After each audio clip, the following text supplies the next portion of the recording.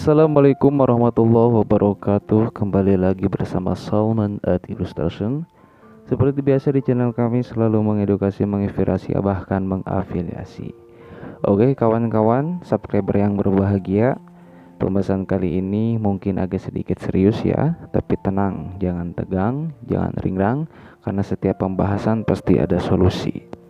Oke, tema kali ini kita akan membawakan yang berjudul 6 tips agar tidak menjadi beban orang tua. Wah, pasti kaum rebahan ini pasti kaget ya mendengar judul tersebut. Oke, 6 tips agar tidak menjadi beban orang tua. Biasanya seseorang memanggil orang tua itu sebagai ayah, sebagai ibu, bahkan sebagai hal-hal yang lainnya. Untuk apa? Untuk mencari ketenangan, untuk mencari inspirasi ya. Tetapi hal ini beda. Hal ini beda dengan biasanya banyak anak muda yang stres. Stres diam di rumah, stres sering dimarahin sama orang tuanya ya. Banyak yang dimarahin sama orang tuanya, serba salah, tidur mulu salah, main mulu apalagi. Bahkan, nah hal ini sering mengganggu pikiran kita ya. Sering mengganggu pikiran-pikiran anak muda zaman sekarang. Jadi serba salah. Yang seharusnya rumah itu adalah tempat persinggahan untuk istirahat. Yang seharusnya rumah itu tempat persinggahan, tempat persinggahan hati ya. Nah ini malah sebaliknya. Seolah-olah kita merasa tidak berharga di dalam keluarga. Seolah-olah kita merasa tidak berdaya, kita merasa sampah di masyarakat. Bahkan hadirnya pun kita merasa tidak dianggap. Ya. Nah, ini adalah salah satu problem yang mana semua masyarakat, semua anak-anak muda merasakannya. Nah, makanya di sini kita bahas 6 tips agar kita tidak menjadi beban orang tua ya.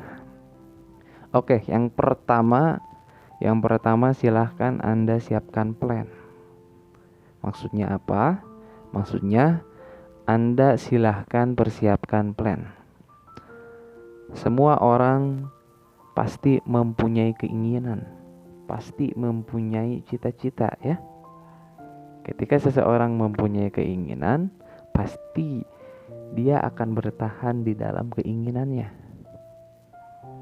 Atau enggak, dia akan menyusun rencana, dia akan menyusun strategi.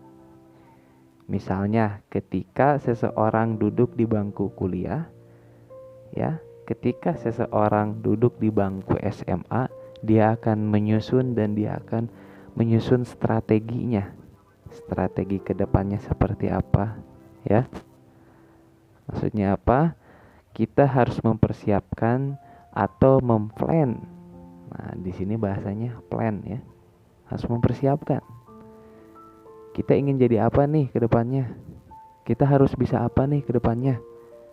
Atau misalkan dalam waktu 1 bulan, dalam waktu 2 bulan, kita harus bisa apa?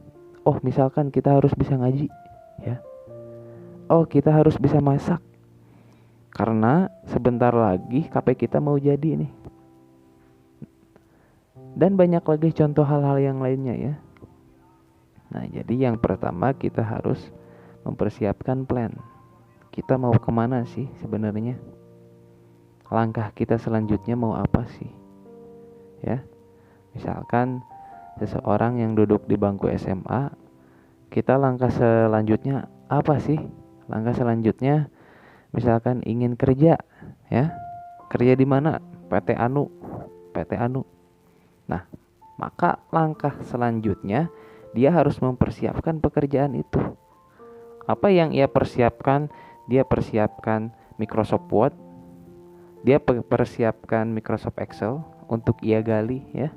Atau persiapkan bahasa Inggris. Nah, jadi yang pertama adalah plan. Kemudian yang kedua silahkan Anda membangun soft skill. Kalau misalkan Anda sudah mempunyai soft skill, silahkan bangun lagi. Bangun lagi sebanyak-banyak mungkin.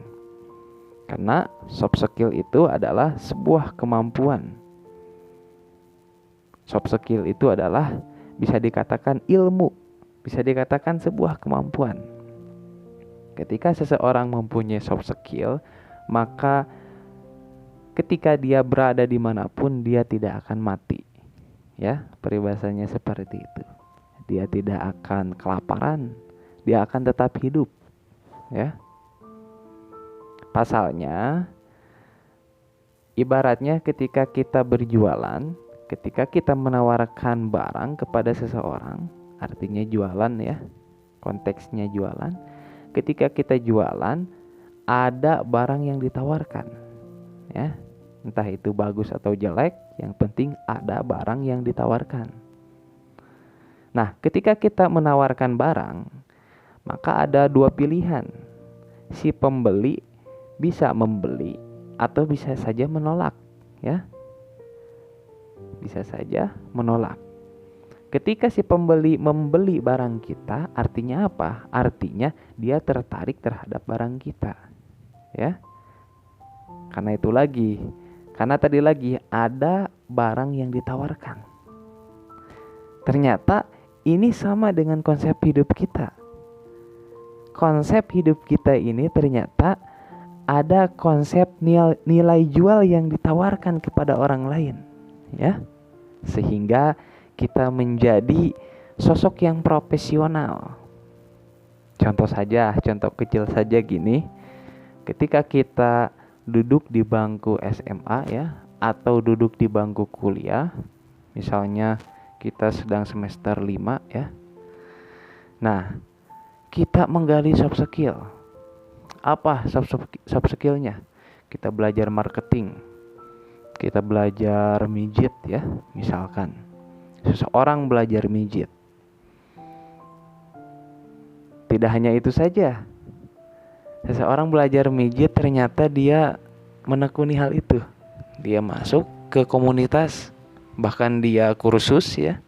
Dia sekolah perpijatan, hingga dengan seiringnya waktu dia menjadi seorang yang profesional. Dia menjadi seorang terapis yang profesional. Akhirnya apa? Sebuah soft skill yang ia miliki akan membawa manfaat. Ketika orang tuanya sakit, dia tidak usah repot-repot membawa ke dokter karena dia bisa menangani sendiri. Ketika ia melongok gurunya ya, tidak hanya doa saja yang diucapkan, tidak hanya doa saja atau makanan saja yang dihantarkan, tetapi dia bisa memperbaiki organ-organ tubuhnya. Dia mengerti tentang penyakit, dia bisa mengedukasi temannya yang sakit, dia bisa mengedukasi keluarganya ya. Walaupun dia tidak mempunyai penghasilan, dia akan sangat manfaat. Dan mustahil ketika seseorang mempunyai ilmu, ketika seseorang mempunyai soft skill yang mumpuni, dia pasti mempunyai penghasilan sedikit atau banyaknya ya. Nah, jadi contohnya seperti itu. Contohnya, silahkan kalian bangun soft skill sebanyak-banyaknya ya. Bangun soft skill sebanyak-banyaknya. Atau misalkan bingung nih, kita harus bangun soft skill apa? Karena di masa pandemi ini orang-orang banyak yang kerja di rumah. Nah, ketika orang-orang kerja di rumah, kita bingung nih. Serba di rumah, apa nih? Kira-kira bebas. Ternyata kata orang tua dulu, anak zaman sekarang gampang banget nyari ilmu, ya. Gampang banget nyari ilmu. Kita nyari di Google, ada. Kita nyari di YouTube, serba ada, ya. Apapun yang tidak ada di masa lalu ada di zaman sekarang, bisa dicari. Kita mau apa, kita mau ini, ada ternyata, ya. Nah, itu yang kedua, kita membangun soft skill. Misalkan kita bingung mau apa, mau membangun soft skill yang seperti apa. Misalkan kita ingin menjadi YouTuber ya, silahkan Anda belajar menjadi YouTuber. Ada yang ingin jadi penulis, silahkan Anda jadi penulis. Anda jadi gamers, silahkan jadi gamers. Nah, namun saran saya, silahkan Anda membangun soft skill kalian masing-masing, membangun keahlian kalian masing-masing. Akan tetapi menurut saya, silahkan Anda bangun kemampuan yang sekiranya dibutuhkan semua masyarakat, yang sekiranya gampang dibutuhkan ya. Contohnya apa? Contohnya seperti tadi, seperti tukang pijit ya. Walaupun menurut pandangan masyarakat tukang pijit itu hina, akan tetapi tukang pijit ini berguna ya. Nah, jadi Anda jangan melihat dohirnya saja tukang pijit atau dari penghasilannya ya. Tapi jangan salah loh, tukang pijit itu atau bisa dikatakan tukang terapi itu kaya loh. Misalnya dalam 1 jam dia menghasilkan 150.000 ya. Atau katakanlah dalam 1 hari dia ada 3 pasien, kalikan 150 kali 3, 450. Kalau misalkan dia buka praktek, ada pasien setiap hari, setiap harinya 450, coba kali sebulan ada berapa? Ya, kalah orang-orang yang ada di kantor juga. Nah, jadi itu yang kedua. Yang kedua, membangun soft skill. Silahkan kalian membangun soft skill, membangun kemampuan. Silahkan kalian belajar ya. Nah, kenapa hal ini bisa menjadi mengurangi beban orang tua? Pasalnya orang tua melihat tindakan kita ya. Nah, ketika kalian mempunyai banyak soft skill, nah ya, artinya Anda tidak susah lagi untuk bekerja. Anda tidak susah lagi untuk mencari uang. Nah, jadi sedikit-sedikit ini mampu sekali untuk mengurangi beban orang tua ya. Oke. Kemudian kita bahas yang ketiga. 6 tips agar tidak menjadi beban orang tua. Yang ketiga adalah modal. Perlu saya ingatkan bahwasanya tidak selamanya modal berbicara uang ya. Tidak selamanya modal berbicara harta. Nah, di sini saya akan membagi modal di sini. Kalian mempunyai badan yang sehat, ini bisa dikatakan dengan modal yang sangat berharga. Bahkan tidak hanya itu saja, Anda mempunyai waktu yang sangat luang ya. Anda mempunyai waktu yang sangat luang, ini bisa dikatakan dengan modal yang sangat berharga, modal yang sangat berlian. Pasalnya kenapa? Ketika Anda mempunyai waktu yang sangat luang, artinya Anda mempunyai waktu untuk belajar ya. Karena kalian tahu bahwasanya menjadi seorang yang sukses, menjadi seseorang yang berhasil menurut takaran kalian masing-masing itu tidak mudah. Bahwasanya orang yang sukses itu dia percaya dengan proses ya. Jadi yang tadi, waktu yang luang itu bisa menjadi modal yang berharga. Jadi jangan sia-siakan. Bagi teman-teman yang di rumah yang nganggur, atau teman-teman yang libur sekolahnya, atau teman-teman yang kuliahnya agak jeda gitu ya karena corona gitu ya, sehingga mempunyai banyak waktu luang. Nah, ini jangan disia-siakan. Silakan Anda cari soft skill yang di luar eksternal ya, di non akademik misalkan ya. Misalkan di sekolah Anda belajar A, belajar U, tapi Anda silahkan mempelajari soft skill di luar akademik. Oke, kemudian ada modal yang berbentuk dengan fisik. Ternyata yang berbentuk dengan fisik juga tidak hanya dengan uang. Oke. Modal yang berbentuk fisik, coba pesannya gini, pesan moralnya. Jangan menunggu sempurna untuk proses, tapi silahkan berproseslah nanti juga akan sempurna, ya. Jadi kalau kalian mempunyai HP Android, kalau kalian mempunyai kuota yang unlimited, bahkan WiFi yang tarik, silahkan manfaatkan itu semanfaat-manfaatnya ya. Apalagi Anda di rumah ada WiFi, Anda HP-nya gak nge-lag gitu ya, udah Android 10, atau Anda pengangguran dalam artian waktu yang sangat luang, silahkan manfaatkan. Manfaatkan untuk apa? Silahkan Anda cari soft skill yang Anda kuasai, yang Anda inginkan. Misalkan Anda ke depan Anda harus bisa baca Quran. Atau misalkan yang berhubungan dengan usaha, Anda ke depan Anda harus bisa apa? Harus bisa marketing, mengerti ya? Anda pelajari. Misalkan Shopee gitu ya, Lazada, Anda pelajari cara berjualannya seperti apa, tekniknya seperti apa, di Facebook seperti apa, cara pemasangan iklan seperti apa. Silakan Anda belajar. Makanya apa? Apa kata Nabi? Teruslah kalian belajar.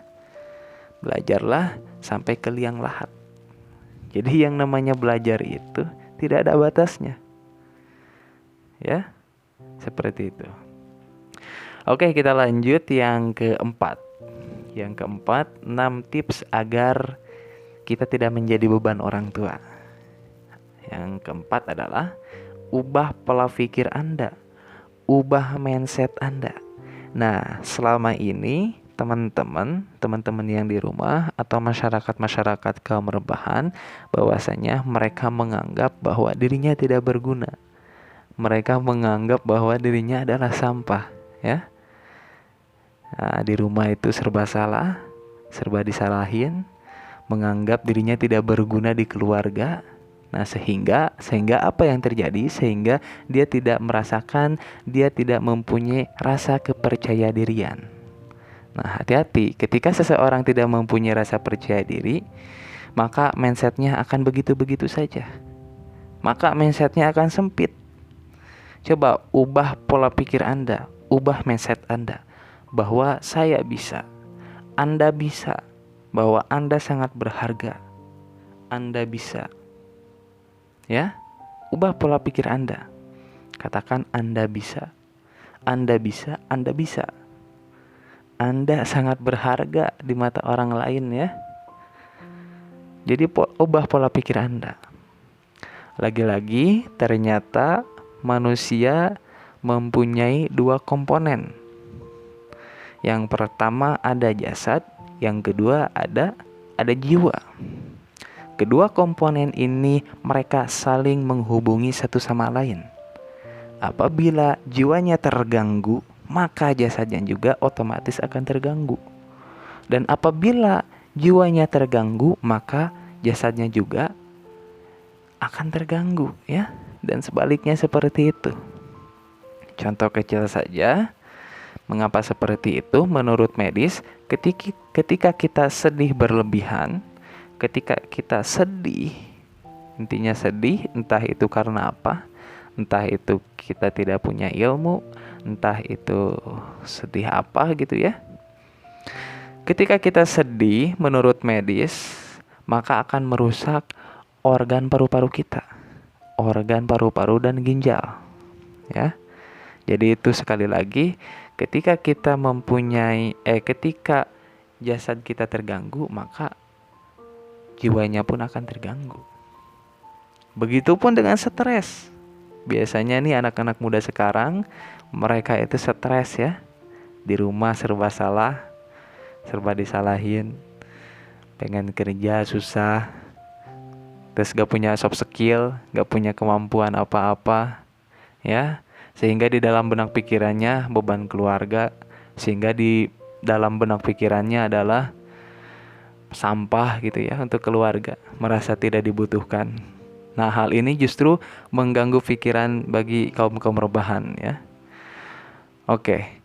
Jadi ketika kita stres, ketika kita takut ke depannya ingin apa, ketika kita takut ke depannya susah makan, ketika kita takut yang berlebihan, maka menurut medis itu akan mengganggu lambung Anda, ya. akan mengganggu lambung Anda. Nah, maka menurut medis ketika kita stres, asam lambung itu akan naik, akan keluar. Ketika asam lambung keluar kemudian tidak ada yang dicerna, maka lambung akan secara otomatis digerogoti oleh asam lambung. Ketika digerogoti oleh asam lambung, maka terjadilah iritasi lambung ya. Nah, yang namanya karbohidrat di dalam lambung ini, yang namanya isi di dalam lambung ini adalah gerak, adalah soft skill ya. Adalah ilmu ya, ada ilmu yang dicerna di dalam lambung ini.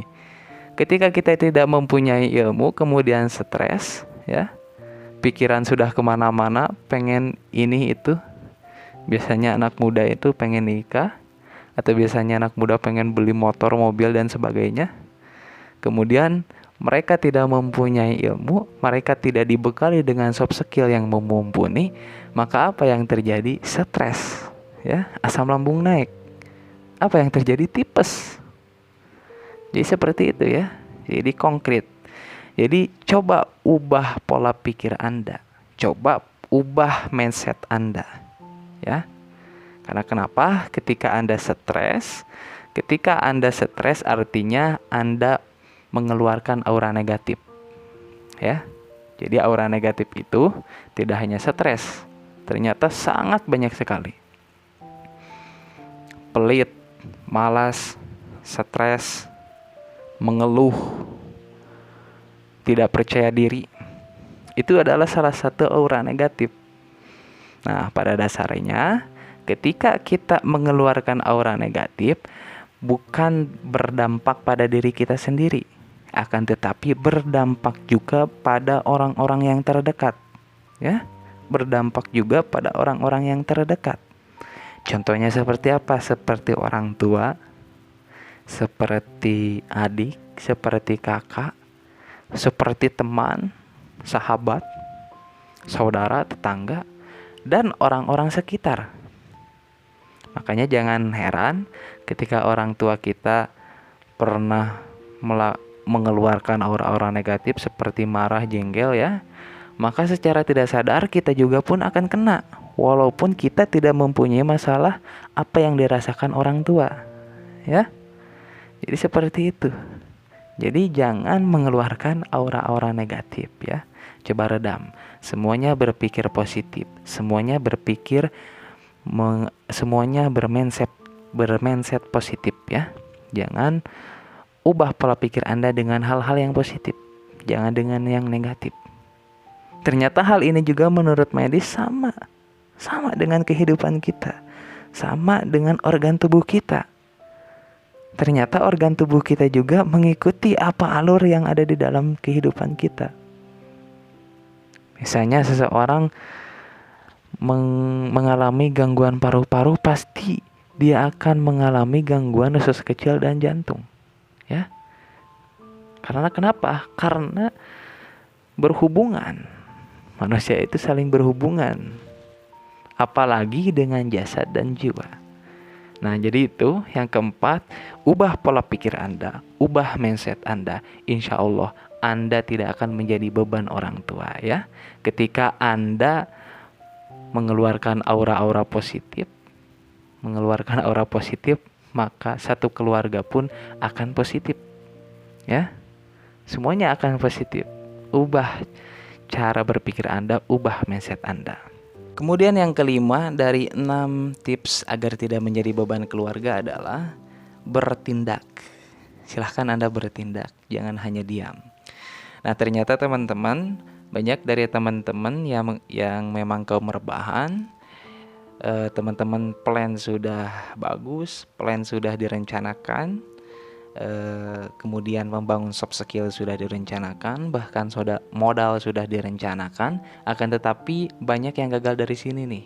Biasanya teman-teman yang kuliah atau teman-teman yang duduk di bangku SMA ya, yang mageran, yang rebahan, biasanya terhambat di sini nih, tidak bertindak. Jadi mereka hanya diam. Misal saja ketika dia contoh saja seseorang anak muda lulusan kuliah, dia ingin menjadi seorang seniman, ya. Dia sudah merencanakan plan bahwa setelah lulus dia akan menjadi seniman. Kemudian yang kedua, dia tidak main-main. Dia membangun soft skill, melukis, menggambar dari YouTube misalkan, atau belajar langsung ke orangnya, atau kursus, ya. Kemudian dalam tahapan yang ketiga dia sudah lewati. Nah, kemudian dalam tahapan yang terakhir dia tidak bertindak, ya. Dalam artian apa? Seorang seniman itu dia bertindak. Dia tidak hanya belajar.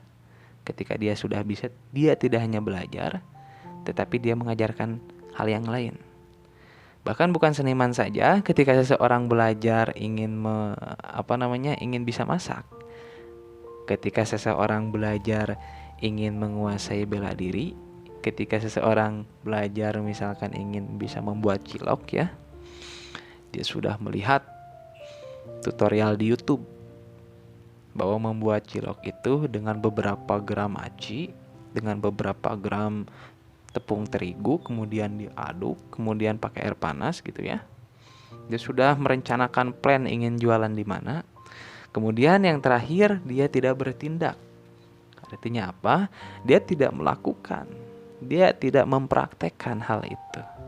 Nah, justru ini yang memang bahaya bagi masyarakat, ya. Bahaya bagi teman-teman yang memang kaum rebahan. Kemudian yang keenam, dari 6 tips agar tidak menjadi beban keluarga adalah bersyukur, ya. Jadi kalian harus bersyukur. Walaupun background kalian orang yang tidak punya, walaupun background kalian bukan seorang pendidikan, akan tetapi kalian harus bisa bersyukur. Selagi kalian bisa masih makan sama nasi, selagi kalian bisa makan sama tangan, selagi kalian bisa tidur sama kasur, ya, Anda harus bersyukur bahwa di luar sana ada yang lebih dari kita, lebih ripuh, ya, lebih bawah dari kita. Kalian harus bersyukur. Pasalnya ketika Anda mempunyai sebuah keluhan, entah itu susah kerja, entah itu Anda gajinya sedikit, silahkan Anda bersyukur bahwasanya ada nikmat yang lebih nikmat daripada kenikmatan dunia. Apa itu? Yang pertama, Anda makan dengan apa saja, kemudian Anda bersyukur, ya. Misalkan Anda makan sama nasi, kemudian Anda bersyukur yang sangat luar biasa, nikmat sekali. Anda tidur, Anda berdoa, Anda masih bisa diberikan tidur, ya. Kalau ada orang tuanya, Anda masih bisa melihat orang tuanya, ya. Kalau misalkan Anda masih bisa melihat, Anda masih bisa melihat, ya. Anda diberikan kesehatan, Anda diberikan kecerdasan yang sangat luar biasa. Anda bersyukur dengan keadaan. Insya Allah, kenapa saya katakan bersyukur? Karena ketika seseorang bersyukur, secara tidak sadar dia merubah mindset Anda. Dia merubah mindset diri sendiri. Dia merubah pola pikir sendiri, ya. Ketika seseorang bersyukur, maka setiap harinya dia akan selalu gembira. Dia akan selalu senang, tidak pernah sedih. Nah, ketika mindset itu sudah tertanam di dalam diri kita, maka secara tiba-tiba dengan keajaiban hal itu akan terjadi, ya. Jadi semuanya akan tertarik di dalam kehidupan nyata. Beda kalau misalkan kalian terus mengeluh, kalian terus merasa kurang, kalian terus merasa dizolimi, kalian terus merasa disakiti, maka apa yang terjadi? Ternyata hal-hal tersebut, apa yang Anda pikirkan, tertarik ke dalam dunia nyata, ke dalam kehidupan nyata. Makanya kita selalu bersyukur. Nah, ketika kita bersyukur, maka insya Allah, coba lihat ke depan, Jangan lama-lama, coba kalian bersyukur dalam 1 bulan. Lihat kehidupan 1 bulan ke depan, akan ada perubahan ya. Akan ada perubahan. Nah, ketika kita bersyukur, maka ini juga sangat ampuh sekali untuk menghilangkan beban orang tua. Pasalnya kenapa? Orang tua melihat anaknya, ketika anaknya tidak mau neko-neko, ketika anaknya tidak mau macam-macam ini, biasanya orang tua itu pusing. Pusing kenapa? Karena permintaan seseorang anak yang sangat royal sekali, ya. Jadi orang tua merasa terbebani dengan kehadiran Anda. Jadi orang tua merasa terbebani dengan keinginan-keinginan Anda yang memang sangat royal. Coba ketika Anda bersyukur, Anda tidak muluk-muluk ingin diberikan apa? Anda misalkan tidak muluk-muluk dikasih bekal berapa ya? Dikasih uang jajan berapa? Anda tidak muluk-muluk dikasihkan sepatu ya? Maka ini tidak menjadi beban orang tua ketika Anda bersyukur. Jadi ada 6 tips yang memang ampuh. Ini sangat ampuh. Kenapa saya katakan? Karena saya sudah mencoba sendiri, saya sudah merasakan, bahkan bukan hanya saya, teman-teman saya dan jutaan orang yang lainnya. 6 tips agar tidak menjadi beban keluarga. Ini sangat ampuh sekali. Jadi teman-teman yang di rumah, silahkan kalian coba 6 tips agar tidak menjadi beban orang tua, agar kalian tidak merasa sampah ya, agar kalian tidak merasa berharga. Insya Allah 6 tips ini kalian akan menemukan jalannya. Oke, mungkin hanya segitu dari Salman at Illustration. Bilih eta tutur saur anu teu kaukur reka basa nu tepasalia laku lampah nu marna nyunkeun dihapunten dina samudaya kalepatan sinareng kalepitan. Akhirul kalam, wassalamualaikum warahmatullahi wabarakatuh.